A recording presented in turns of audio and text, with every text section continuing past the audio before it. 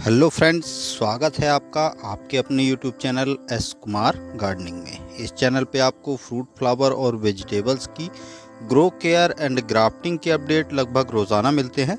तो वीडियो यदि पसंद आएगा तो लाइक करिए, चैनल को ज़्यादा से ज़्यादा सब्सक्राइब करिए ताकि अपडेट रहें गार्डनिंग व बागवानी की नई नई जानकारियों के साथ। आज हम घर पर ही, हम हों या हमारे किसान मित्र हों, आम की कलम एवं नर्सरी कैसे तैयार करेंगे, बीजों का चुनाव किस प्रकार करेंगे, उसको किस तरह की मिट्टी में लगाएंगे कि यदि आप इस साल ही आपकी जो नर्सरी तैयार की गई है उसमें आप ग्राफ्टिंग कर पाएँ, इसके लिए आप फास्ट किस तरह इसके पौधे तैयार कर पाएंगे, उसी के विषय में आज का हमारा वीडियो होने वाला है।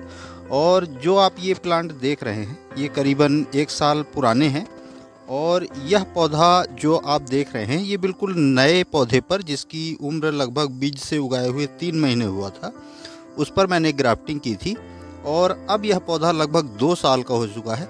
यह देखिए इसका ग्राफ्टिंग पॉइंट है और इसकी ऊंचाई बढ़ते बढ़ते करीबन 3 से 3.5 फुट हो चुकी है और ग्रोथ आप देख सकते हैं। तो बीज से आप पौधा कैसे फास्ट तैयार कर सकेंगे, उसी के विषय में आज का हमारा वीडियो होने वाला है कि किस तरह के बीजों का उपयोग आप आम की नर्सरी जिस पर आप आगे चल के ग्राफ्टिंग करेंगे उसे जल्दी से जल्दी किस प्रकार तैयार करेंगे।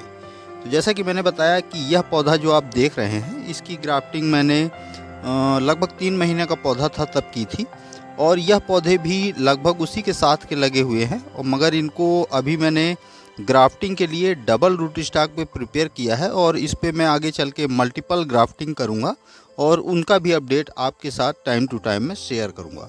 तो आज हम अपने फलों के राजा, जिसको आम जैसे कि फलों का राजा है, और उसी के बारे में हम बात करेंगे कि आप इन्हें लगाएं तो यदि आप एक बार इन्हें पौधों को लगा लेते हैं तो ये सालों साल उत्पादन देते रहते हैं। इसके उत्पादन में कभी कोई कमी नहीं आती, चाहे आप इसकी व्यापारिक खेती करें, इसका वार्षिक खर्च भी बहुत कम आता है, या इसे आप अपने गार्डन में लगाना चाह रहे हों, तथा किसी भी प्रकार की मिट्टी में इसे आसानी से लगाया जा सकता है या इसकी खेती की जा सकती है। सभी प्रकार के फलों के पौधे उसके बीजों से पैदा होते हैं, लेकिन आम के पेड़ से के साथ यह नहीं होता, क्योंकि बीज से तैयार करने पर वह उस प्रकार का फल नहीं देता जिस प्रजाति का वह आम का बीज आपने लगाया है। तो आपको देखिए किस प्रकार की बीज का चुनाव करना है। तो आपके यहाँ जो लोकल एरिया का जो आम है उसकी गुठली ही आपको अपने सीडलिंग को तैयार करने के लिए करनी है। जैसे कि आप दूसरे एरिए के वैरायटी के मैंगो जो आपके यहाँ के वातावरण में सही प्रकार से नहीं चल पाते, उसकी गुठली का यदि प्रयोग करेंगे तो वह रूट स्टॉक आपकी ग्राफ्टिंग के लिए सही नहीं रहेगा। तो इसलिए आपको लोकल जो आपके यहाँ मैंगो होता है उसी प्रकार के मैंगो की सीड का चुनाव करना चाहिए। वह वैरायटी कोई भी हो सकती है। तो देखिए मैंने देसी मैंगो के सीड्स लिए हैं।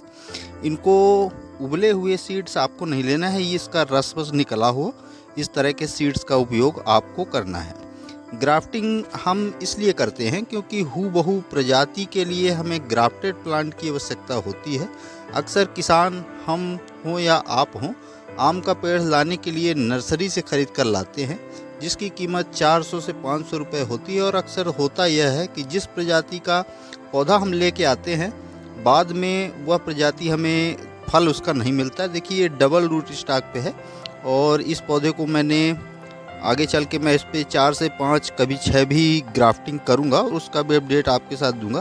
देखिए 2 रूट स्टॉक के होने के कारण यह साल भर का पौधा देखिए कितनी तेज़ी से ग्रोथ की है। एक बार मैंने इसकी पिंचिंग भी की है और अब इस पे मल्टीपल ब्रांचेस डेवलप हो चुकी हैं। इस पर मैं करीबन 5 से 6 कलमें इस साल ग्राफ्ट करूंगा और अपडेट आपके साथ भी लेके आऊँगा कि किस प्रकार आप वह एक प्लांट पर कई प्रकार की ग्राफ्टिंग कर सकते हैं। तो एक पौधे पे आप बहुत सारी प्रजातियों के फल अपने पौधे पर उसकी कलम ग्राफ्ट करके कर सकते हैं। तो पौधे की तैयारी हमको पहले से करनी होती है। तो आज हम उसी के सीड्स को फास्ट ग्रो करने का तरीका सीखेंगे कि किस प्रकार आप अपने सीड्स को फास्ट ग्रो कर सकते हैं। देखिए ये मेरा टेरेस गार्डन है और इसमें कुछ प्लांट इधर भी रखे हुए हैं। देखिए एक गुआवा प्लांट भी है जिसमें फ्रूट भी मैं आपको दिखाने की कोशिश करूँगा। ये लगभग इसी साल का प्रिपेयर किया हुआ पौधा है और देखिए इसमें फ्रूटिंग भी हुई है।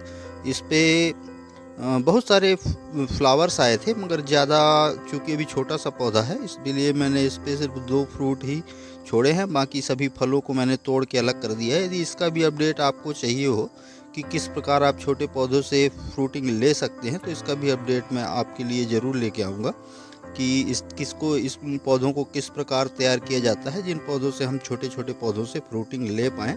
तो अभी हम इसको दूसरी तरफ रखते हैं, क्योंकि हम अभी फ़िलहाल मैंगो की नर्सरी तैयार करने जा रहे हैं, जिन पे हमको 3 महीने बाद, जैसे कि ग्राफ्टिंग का सही समय 15 जून के बाद, 15 जून से जुलाई, अगस्त, सितंबर और अक्टूबर, नवंबर माह तक रहता है, जब तक वातावरण में ह्यूमिडिटी अच्छी हो। तो उसी के लिए हम मिट्टी बना लेते हैं और लगभग 3 से 3 महीने के अंदर हमारे यह पौधे सिंगल ग्राफ्टिंग के लिए बिल्कुल तैयार होंगे।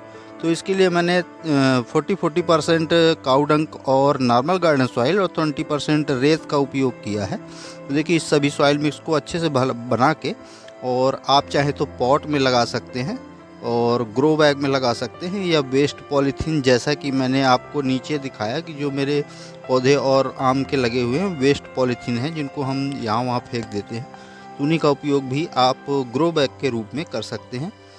तो देखिए ये फ्लावर्स के जो निकली हुई पॉलीथीन है उनको मैं सहेज के रख लेता हूँ, टाइम टू टाइम जो आते रहते हैं अपनी नर्सरी से। तो उन्हीं में हम अपनी मिट्टी जो प्रिपेयर की है हमने उसको भर लेते हैं, और भरने के पश्चात आप सीड्स को किस प्रकार फास्ट ग्रो कर सकते हैं कि 10 दिन के अंदर आपका सीड का जर्मिनेशन हो जाएगा।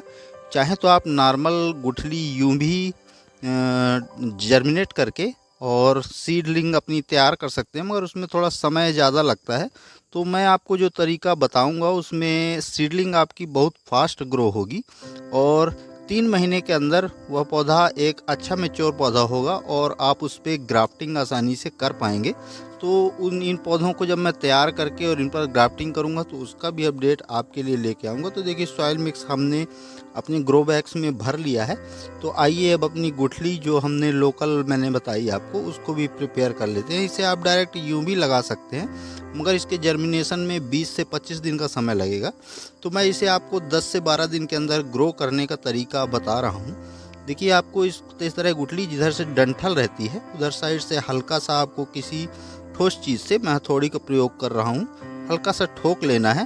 तो इसकी ऊपरी छाल जो है ज़्यादा तेज़ से आपको प्रेशर नहीं देना है, हल्की पिक की आवाज़ आएगी तो आप समझ जाइए कि आपकी गुठली फट गई है, बस उतना ही आपको करना है।